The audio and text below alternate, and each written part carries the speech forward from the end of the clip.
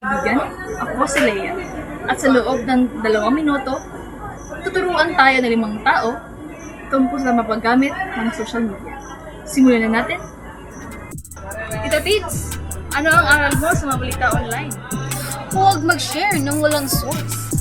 Muntik na akong makasira ng reputasyon nang dahil sa fake news. Mula ngayon, 3-way check muna bago mag-click. Magpakita ng respeto. Naging biktima ako rito. Tandaan natin, hindi keyboard ang lisensya para manakit. Maging kind online at laging tandaan na tao ang kausap mo. Katigwar, paano nga ba tayo mga tililigtas online? Suriin ang privacy settings.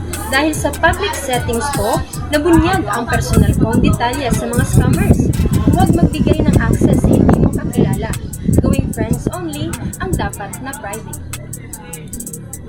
Chloe, sa mga bata at kabataan, ano ang pinakamahirap na kontrolin? Ang screen time, maging distraction ko ang schooling.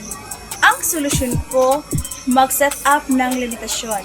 Gumagamit ng social media para magkomunikta, hindi para mag-isolate. Ang social media ay kapanggaling. Gamitin natin ito ng may pananaw. Magiging responsible ako. Ingatan mo ang privacy ko. Kontrolin mo ang screen time ko. Ako si Leia na nagpapaalalang maging responsable at magiging ligtas online.